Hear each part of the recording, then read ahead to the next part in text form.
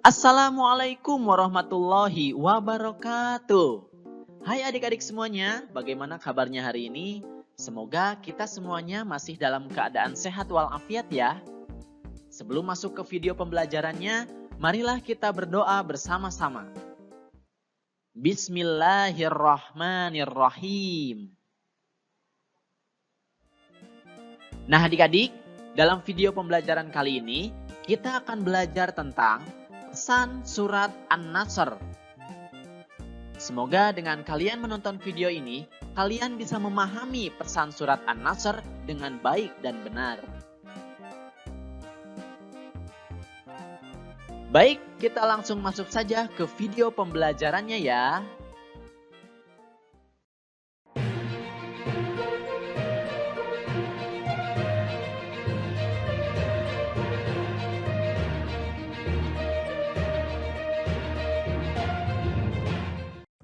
Nah adik-adik, sebelum masuk ke isi dan pesan dari surat An-Nasr, kita harus mengetahui dulu identitas dari surat An-Nasr ini.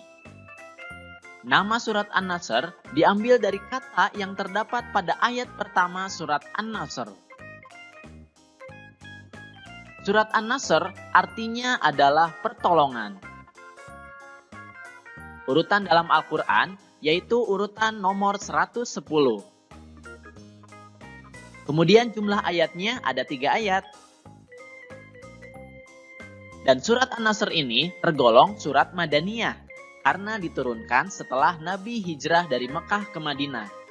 Akan tetapi, banyak riwayat yang menyebutkan bahwa turunnya di kawasan Mina yang terletak di antara Mekah dan Muzdalifah.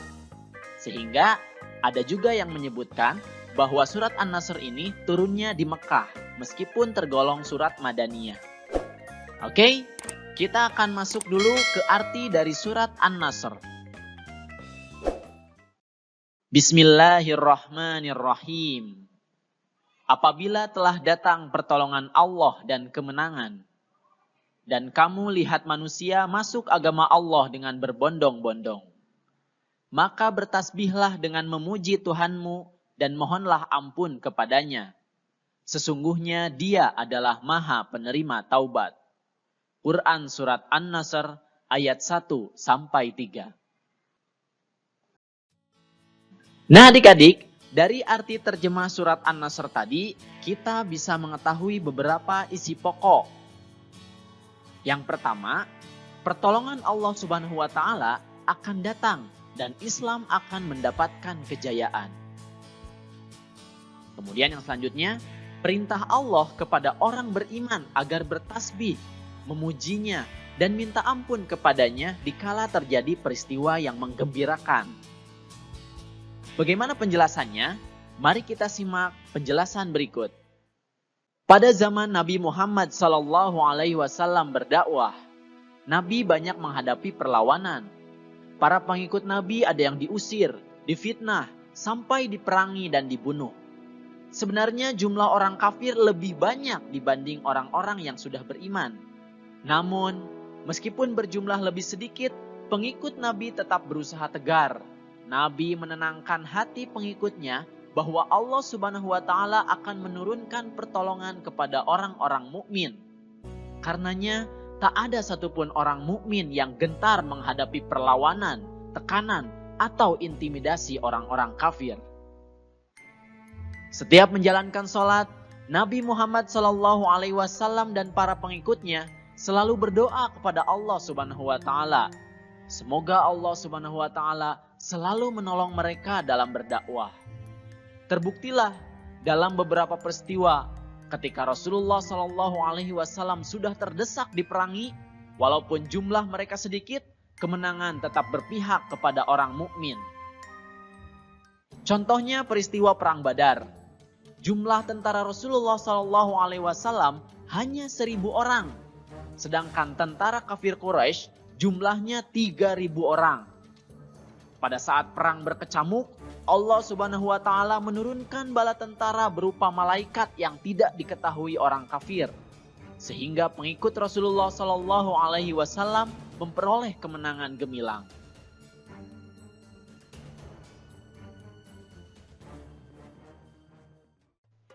peristiwa kemenangan yang terbesar adalah terkait peristiwa Futhu Makkah atau pembebasan kota Makkah dari genggaman para kafir Quraisy.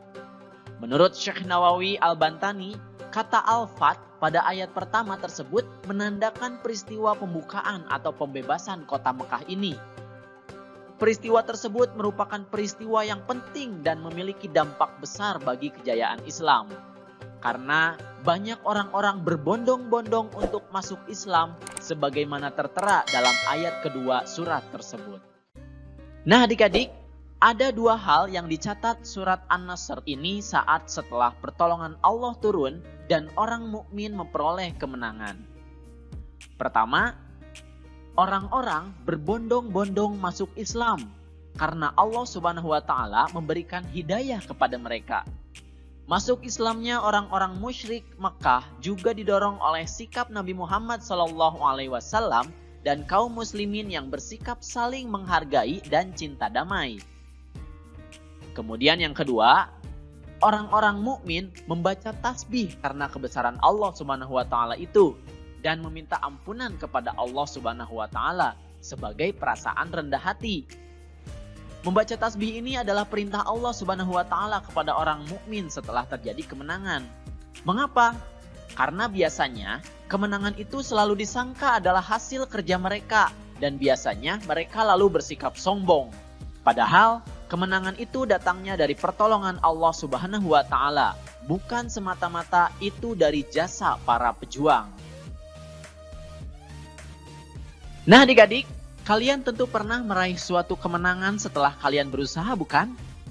Apakah itu juara kelas, menang perlombaan, meraih suatu penghargaan, atau yang lainnya?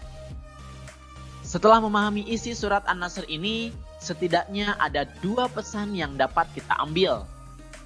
Yang pertama, sebelum kita melakukan sesuatu dan meraih kemenangan atau apa yang kita harapkan, misalnya menang dalam lomba, maka kita harus berdoa kepada Allah Subhanahu wa taala. Agar apa? Agar Allah Subhanahu wa taala memberikan pertolongannya dan kita bisa meraih kemenangan. Kemudian yang kedua, setelah kita mendapatkan kemenangan itu, pastilah kita harus bertasbih kepada Allah. Dengan cara apa? Yaitu dengan cara memujinya, dengan mengucapkan Alhamdulillah dan beristighfar dengan mengucapkan Astagfirullah, agar kita terhindar dari perasaan takabur atau sombong. Karena semua yang kita raih adalah berkat pertolongan Allah Subhanahu wa taala. Nah itulah adik-adik video pembelajaran tentang pesan dari surat An-Nasr.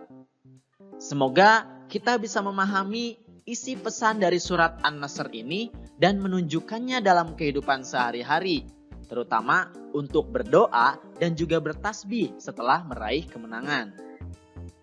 Oke adik-adik, itu saja video yang bisa kakak sampaikan. Terima kasih atas perhatiannya. Billahi taufik wal hidayah. Wassalamualaikum warahmatullahi wabarakatuh.